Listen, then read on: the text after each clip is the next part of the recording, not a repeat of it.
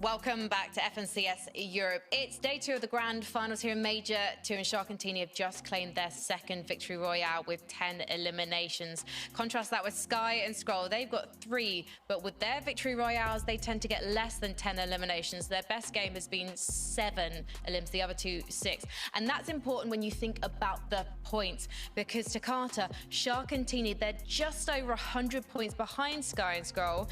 And if they can replicate this success again, they could very well take over. Well, you say that, but the issue is, look, Sky and Scroll, they basically had, I don't even like using this word, a bad match per se, and it was a 6th place with 5 eliminations. That is not bad enough to be overthrown by Shark and Teeny. They would have to go down way earlier and get worse placements. Now, this is exactly what Shark and Teeny have to do, but Sky and Scroll need to also just keep playing exactly how they're playing, and they can keep that first place spot, Mini. Yeah, and I think this game is as important as that first game win that we saw from them. Yeah, of course, you know, it's a 6th versus a 1st, but the fact that these guys can still operate so effectively well when things are a little bit scuffed. We see it here, low on builds, all in the water. Sky's having to clutch a little bit, try and find some damage. The fact that these guys can still squeeze out a 6th, yeah, it's not their best game, just goes to show how much of a force they are to be reckoned with. A lot of that is down to the fact that they are so good as solos. Of course, we've broken that down so much, but just being able to stay in the game for just that extra bit longer, squeeze out all those extra placement points and eliminations, even when things aren't quite going your way in that end game, is what makes these guys so good. I mean, that cheeky, opportunistic 5th elimination from Sky onto Pablo was chef's kiss. It's one of the things that just marks these guys out, those little details, squeezing every drop out of every game. Let's talk, though, about Swizzy and Pixie, my favorite day 2 team. They didn't have a bad start yesterday, but now we're starting to see them play their game. And it's interesting to me because in the past, I associate these guys with whoever they were playing with being high ground kings, but the low ground is where we're seeing them on repeat, Mini Miner.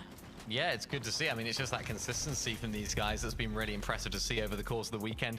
Really important game for them as well, actually, this last game here. Takata 3rd place with only 2 eliminations, but what that means is that they were able to leapfrog a lot of those teams that were just below them, or just above them originally, now just below them, because, of course, they didn't have good games. And these are 2 very experienced players. These are 2 players that have been at the very top of the EU competitive, so should stand up when it comes to the Grand Finals lobby and not shrink down.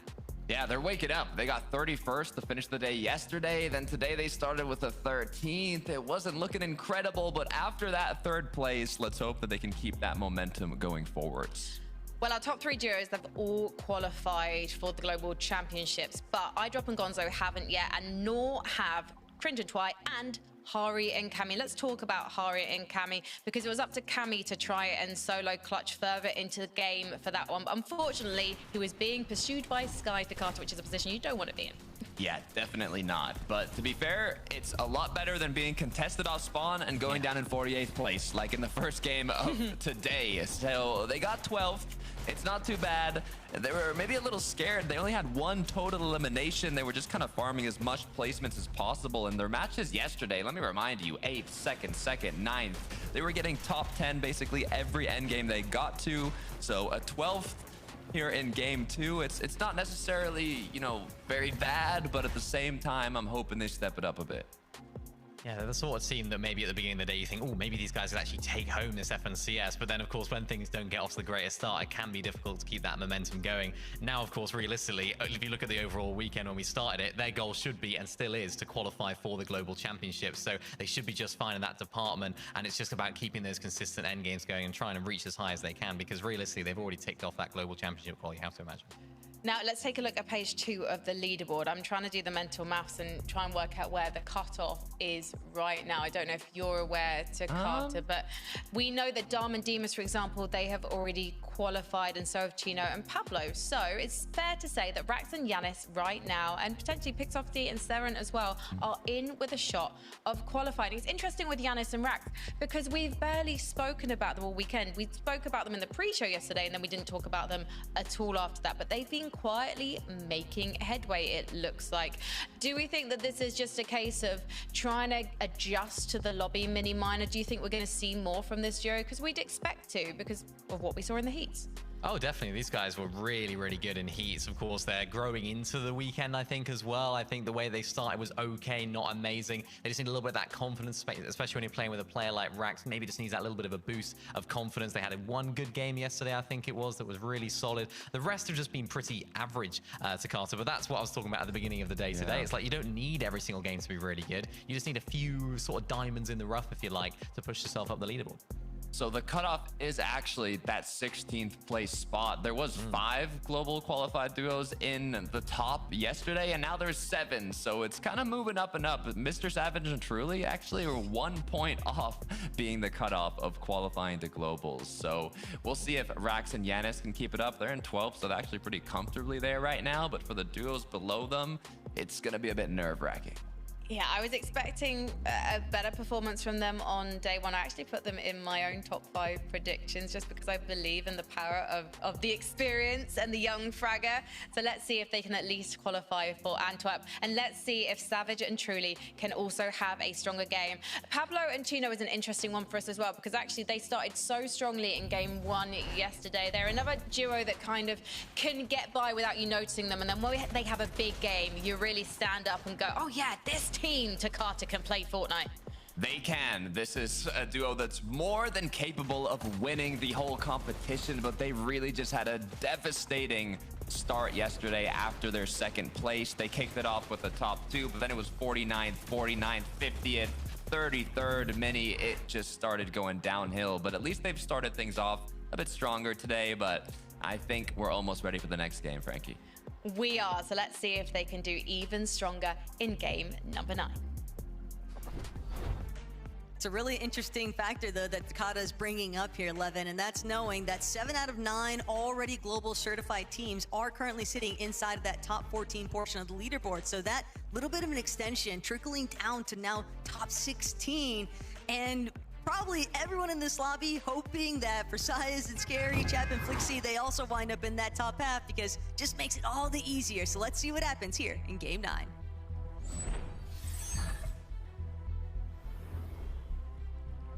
We've already had a brilliant start to the action today, and I am so curious to see who has more in store for us. We have so many different teams playing for the championship win, playing for a global spot, playing for their pride at the bottom of their leaderboard and their Osborne reputation. For Cringe and Twy, they are playing to return to the action. And we know Surge has been a problem for them, so this early limb at 100 damage for Twy will hopefully do wonders for their hopes today.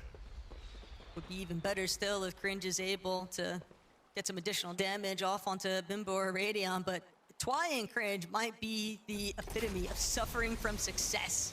You know, day 1 having gone so favorably for them, and Cringe Twy, they're not gonna let this opportunity go to waste. They've been trying to figure out a new method to build up that surge so it can stop plaguing them in these endgame instances, but right now, Godoy, Polo, trying to extend it in that return fire. It's a little bit more than what they were anticipating, and Godoy might just be able to turn the tides on this one if they're not careful. Polo potentially trying to get brought back into the mix, but Cringe will quickly shut that down, as he should. But now Bimbo Radion also applying a little bit of additional pressure from a distance. They need to ensure that this is concise, and they find it fast enough because Cammy closing in rapidly, also looking to try and alleviate some of those surge woes. Oh. Wait. This is not good for Sky and Scroll or any Danish fans. Nebs and Nathan, they are looking to take their early damage seriously. And they've set their sights on Sky and Scroll. A ruffle or a hurdle that they have to overcome now in their early game strategy. Oh, you had it though, ruffling their feathers a bit, right? But Nathan and Nebs, while Frosted Flans isn't too far away from the 0 point, at the same time, getting that little bit of damage in, still just a bit of a setback here. And not only that, but when you think about where Nathan and Nebs are probably trying to prioritize building their surge, knowing that how these zones are pooling, it might be working against them. And that's something to keep an eye out for. Nathan and Nebs in this game didn't, you know, get a knock and start fighting them. But if they're going to continue to look for opportunities to get damage onto Sky and Skrull, if Sky and Skrull aren't careful, there may be a game where Nebs with his crazy aim hits a crazy beam and all of a sudden you're one man down and it completely derails your game plan. We'll see if even that little engagement was enough to frustrate their plan, just enough to where Shark and Teeny can continue to try and come back and close the gap. And it's scary to think about too, because for Shark and Teeny, when you see them throwing up games where they're netting over 100 points per lobby, that victory royale is just sort of looming over the heads right now of Sky and Skrull, because while it looks like it's still a pretty monumental gap between first and second, the fact of the matter is we know that Shark and Teeny can put up the numbers to match the pace. And for Cringe and Twy, now cycling right back, we know that they had a lot of success in the early off spawns yesterday, but they've got to try and make up for some of that damage they ate after dealing with Godoy and Polo. Yakuza Aza, Bimbo Radion, though, just further complicating things. You want to look for a clear angle, but it's tough because you know that there's third parties at play here, and you don't want to get sandwiched in the process. Not at all. You have to fight carefully with the consideration of their surge struggles would mean that they maybe are just a bit more desperate for the damage now rather than wanting to deal with things later on. Sometimes that over-eagerness can just catch you out a little bit. Can't forget about Chap and Flixie, who also seem to just be steadily closing in here. Managed to avoid any sort of attention, but Bimbo and Radion, they'll probably be some of the first to be alerted.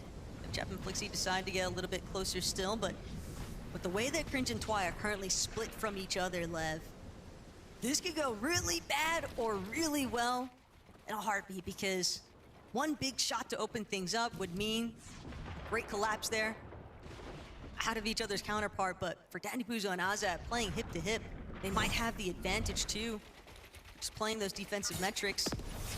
Yanis and Rags, that is not the kind of bounce back that what happened? you'd be aiming for in day two. Tough scenes. You forgot to take the Rax might have some ops in the production team, man, because that was a rough one. You hear Rax in replay, you think it's going to be elimination, right? Look, there's a lot of people who might be watching guys for the first time. Rax is a great player. Rax is one of the most talented players in this lobby. That is not the best he has to offer, but unfortunately, that is what he had to show in this case. For Yanis, though, he will have to do his best to get Rax back in the game, so hopefully he can start to provide some more highlights for us. It's just even tougher still to think about, because they were sitting in that 12th place position just inside of the cusp of where they want to be. But with teams like Jewel and Tidy having success early on, you know a healthy duo is bound to be a pretty big threat here in overtaking your position. But Heatwave Harbor, not necessarily up for grabs. This is still primarily where Thomas and Focus like to operate out of, and it's interesting that they're just letting this one come to a little bit of a slower match. They saw the eliminations, Jewel and Tidy, a little bit too quick, so no real third-party options just yet. As you got Malabuka, Lurk game one didn't go so well. Lurk this time around, well, a bit better, but still nowhere near what they needed it to be at. And that early elimination is just going to continue to pose a lot of drawback for this duo.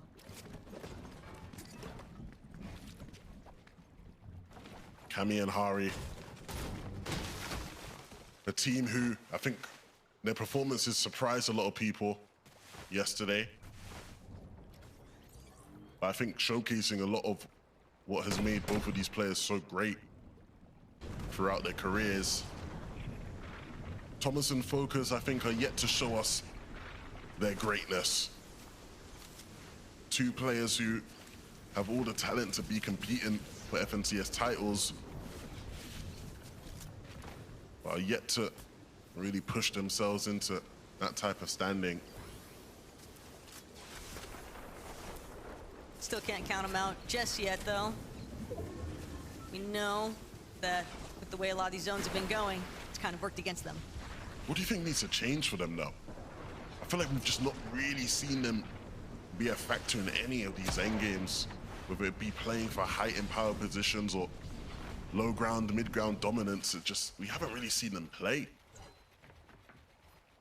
Genuinely just want to see them get much more aggressive way earlier on. You've got two of the best aimers on the region in one duo, and yet it feels like we only ever really get an opportunity to check in with them being a bit fraggy if somebody's trying to challenge for the vending around Heatwave Harbor, but they're just capable of so much more. We've seen them be so much more, and in a Grand's lobby, it would be, I think, a huge favor to themselves to just also start reminding the region exactly what sort of potential the public eye has always kind of looked at them at.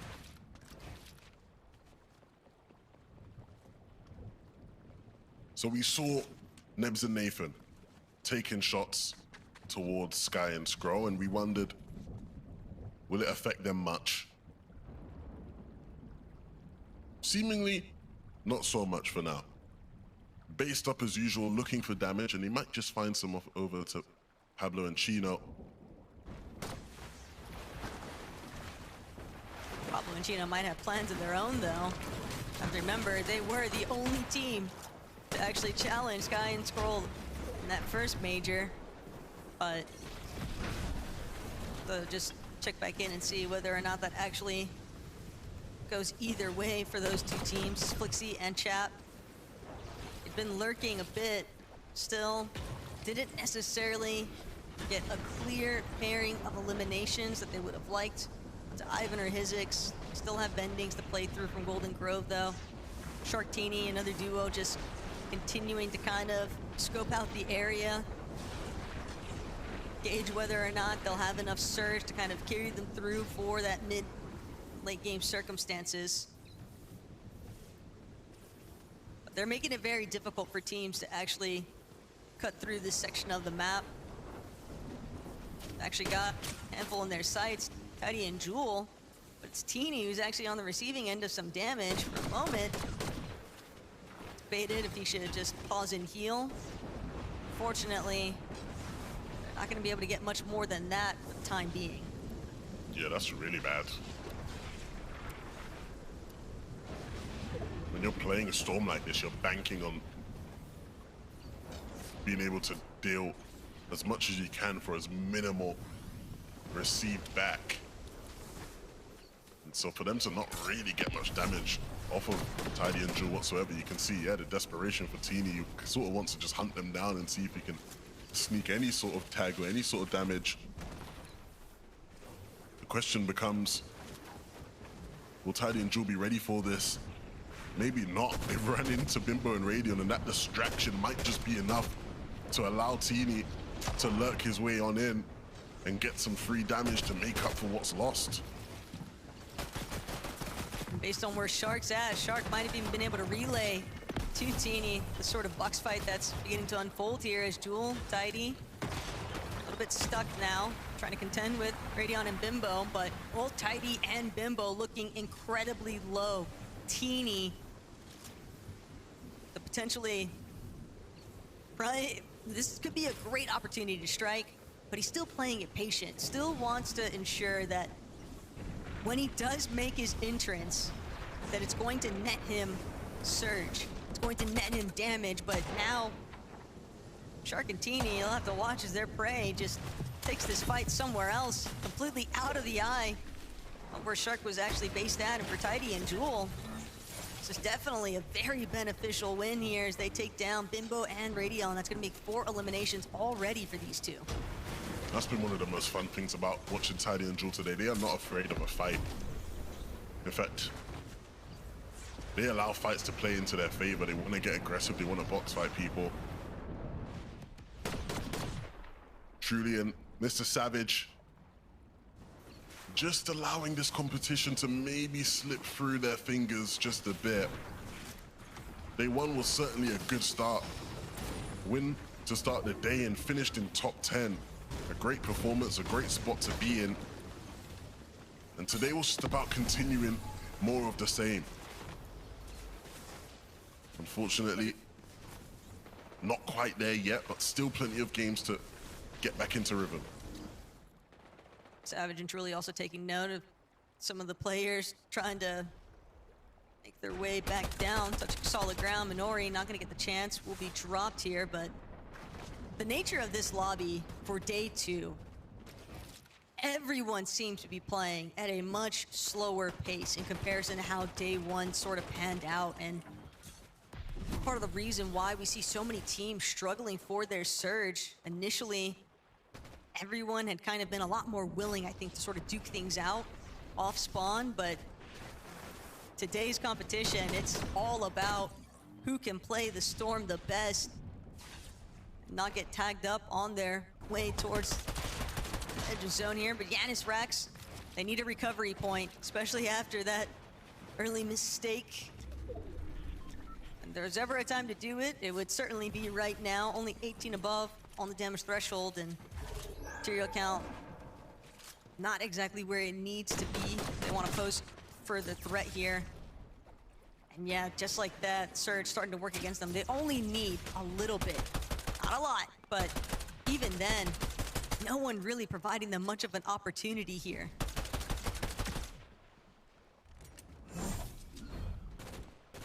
Let's take a look at what Gonzo's cooking up. Patiently waiting at the toilet and... oh boy, cheating and Geras. Didn't see what hit him. Rajab and Gonzo, we saw them camping out the teleporters, camping out the porta potties now. Methods of transportation just not seeming to be very safe when these two are in the lobby, but that's definitely going to pay them huge favors, these rotations. Managed to try and isolate a bit from the rest of the lobby. They know Pinker is directly next to them. Nathan Nebs also just underneath the bridge face. Sky and Scroll could be in a world of hurting here. It all depends on just how far Savage and Truly actually want to take this, but Savage doesn't have the luxury of deciding. He just needs to start getting active alongside his duo, Truly. They are currently below on the search threshold, and neither of them has any form of shield. They're going to have to depend on body loot to make up the difference here. Hellfire and Winter. It's not going to be an easy battle for them to overtake. Savage and Truly instead we have maybe reconsidering one when zone they want to try and near pounce maybe here. started Sky and Scroll, played. no That's stoppage dumb. whatsoever. They were in some trouble. They managed to bail themselves right back out.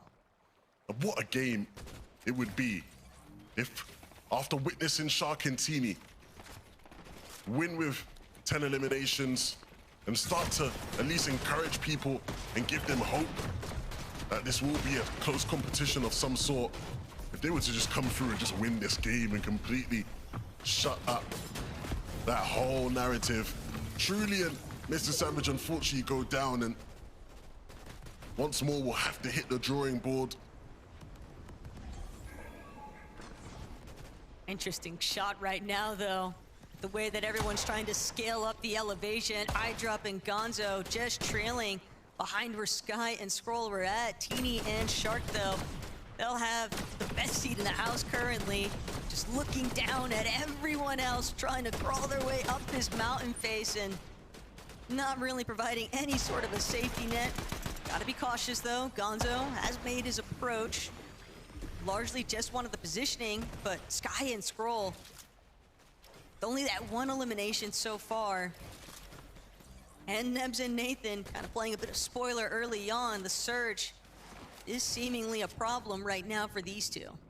But look at their positioning. They have access to dead side and they're able to just walk through. Look at all the congestion on the right of the zone. And Sky and Scroll, the only duo in the lobby on the left. Look at all the time they have to work with. They don't have to block off the angles. They don't have to do anything. There's nobody around to cause them issues. I always talk about how these guys, it just feels like whenever you watch them, they have more time than the rest of the lobby to play with. And this is a perfect showcase of that here. And in such a great position here on dead side, they can look to refarm, maximize their materials as they move into this end game, where once again, it will be the same script. Dominate front side low ground, wipe out the solos, and win the game. And while it's true that they did have more time than most, the build count still not looking the healthiest, though, to completely lock down that frontside position. It all depends on how much material was actually expended from so many other teams that had to actually work their way through that congestion on the mountain face. So surely, ample teams still working with scraps here, but Scroll takes a big chunk out of his shield count. As now Shark and Teeny close in on Focus.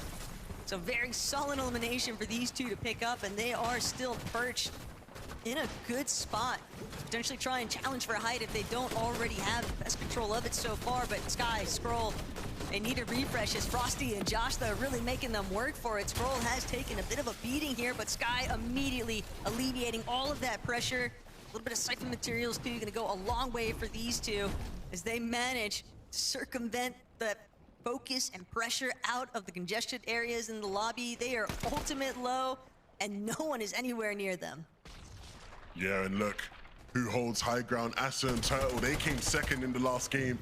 They are a team that desperately is trying to force a comeback into a global championship qualifying position. Cammy, unfortunately, will get dropped. There is no room for error in this one. Teeny and Shark know that, though. And so they look to continue their aggression, use the momentum they have. It's just so hard to tell, though, where these players are going to start dropping in on you from. Everyone just swooping in at the final seconds because of how heavily this elevation just shifts at a moment's notice here. But Teeny and Shark still doing a great job controlling the flow of the lobby for the most part, even with Asa and Turtle overhead. As long as they can avoid their direct view, they can still lock down this middle layer of front side. But Sky and Scroll, they'll definitely be a duo to try and size up to later on. Good chop right now out of Teeny and Shark. But Asa, Turtle, even with them dropping, it's now just gonna be the open entry point that Shark and Teeny were waiting for. These two currently on the high ground, but they are going to need more if they want to try and hold on to it. They don't have a whole lot of builds up there as Sky and Scroll just continue to make their presence known on the low ground. Yeah, some more players on this layer that they need to deal with. They found their refresh when they needed it before. Can they do it again? You'd have to think the answer will be yes. The zone starts to pull towards the north. It gives them a bit more time to try force this fight onto Electris. And the pressure will continue, but eventually you have to move. No materials left for Scroll. And Sky will have to drop what he has to offer. And again, for a second, they will just find a bit of breathing room, a bit of space to set up for that next fight. But look at the angle, Sky knows it. High ground is looking directly at them, but they need the refreshes and they're going to manifest them every single time here, it seems. Sky and Scroll now just tearing through anyone who dares come near them on the low ground. But Shark Teeny still looking to see if they can replicate not fucking that fail. Success. Sky goes Die. up and immediately takes a whopping shot here. Sky and Scroll. No, a a freaking win. It's actually going to be them who turn it around. You would think that Shark and Teeny are about to bring this one home, and just like that, Sky and Scroll have 180 the positioning. Another victory royale. This is getting ridiculous here, Frankie. It is getting ridiculous, but it's also getting better and better. The action just keeps on coming. The twists, the turns, having Sky and Scroll go head to head with their nearest rivals, Shark and Teeny. The It's new just Peter Butt. cinematic perfection, Mini Miner. So and I expect to fucking see dumb. more of that going to the next few games. Wow, The that was two of our offense, top yeah, teams it's going really awful. head to head. We haven't really seen that too much throughout this weekend directly, but wow, how important could that moment be in terms of the momentum for Sky and Scroll? Maybe nipping it in the bud, if you like, for Shark and Teeny, because they were looking really good right there. But wow, Sky and Scroll, I mentioned it at the end of that last game. These guys are so good when they're, you know, stacked on mats, they're front side, they're looking great. But when things aren't looking so great for them, like in this game, Levin mentioned it, they were sort of on their own, just on literally the other side of the map to the rest of the lobby. But Taco mentioned it really nicely as well in the cards that they didn't have all those materials. They needed to find refreshes. Right here, look at this, 4 bills in 8th zone. What is going on? And for a lot of teams, that would really throw them off. That would really make everything from there on out just crumble. But for Sky and Scroll, they seem to somehow always find these refreshes to Carter and then continue to make it happen. These guys seemingly, there's no faults, there's no holes, there's no chinks in their armor. Yeah, absolutely not. It's incredible how well they play frontside low. Like, it is disgusting. I almost have to do a double take here in these final moments. How did they just win that game? Sharktini, yeah, you know, it's Sky Scroll, but Sharktini are high. Surely they win the game, right? Scroll somehow lands every single shot. They had Takes down 20 Shark after, and I was like, wait, hold on, okay. My whole storyline has been messed up now. It's like, yeah, Sharktini's gonna win, but Sky Scroll's playing consistent, bloody, bloody, bloody. It's not even getting to that, because Sky and Scroll are looking so unstoppable. I love how every single movement from them and every single act of aggression is so calculated. And that's why they don't make any mistakes, because they're constantly assessing every single rotation, every single interaction with their enemies on the map, and I can't wait to see more. So we'll see you guys in a few minutes to talk about what else went down in Game 9.